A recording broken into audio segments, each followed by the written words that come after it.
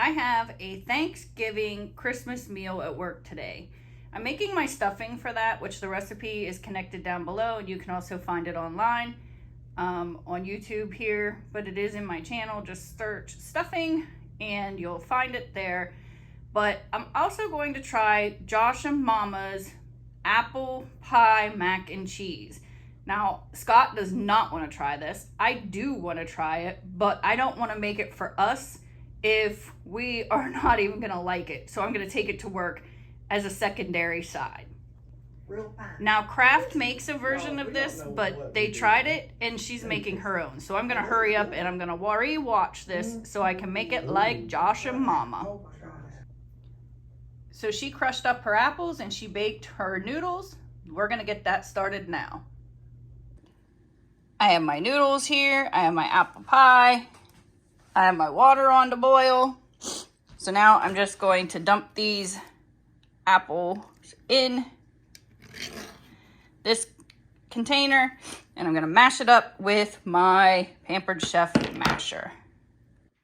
So I got the apple pies out. I scraped it nice and clean with my Mary Cat Ototo jar scraper.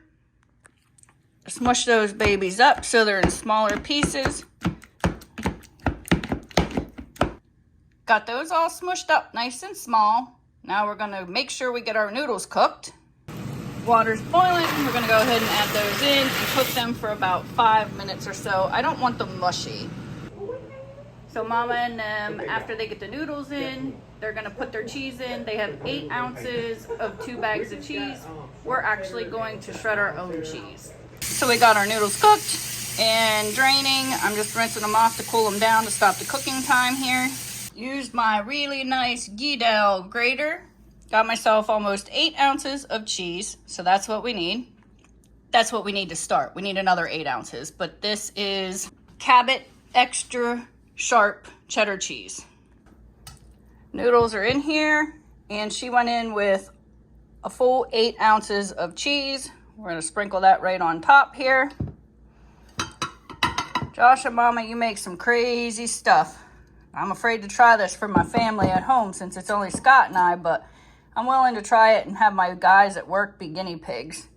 So we're just going to take this in. All right, so we got that nice fresh grated cheese right on top. Next, she dumped the apples right on top of that. So we got our apple pie filling going in, which we did. There wasn't no baby chunks of apple. All right, then we're gonna mix that all together. So let's stir this all together here.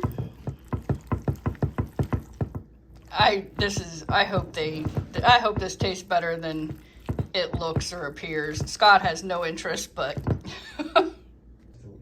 just gonna add a little bit of milk. We're gonna add a little bit of cinnamon.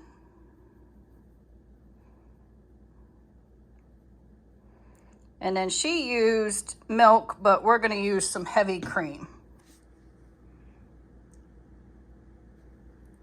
So we'll just pour some of that in here and mix it around.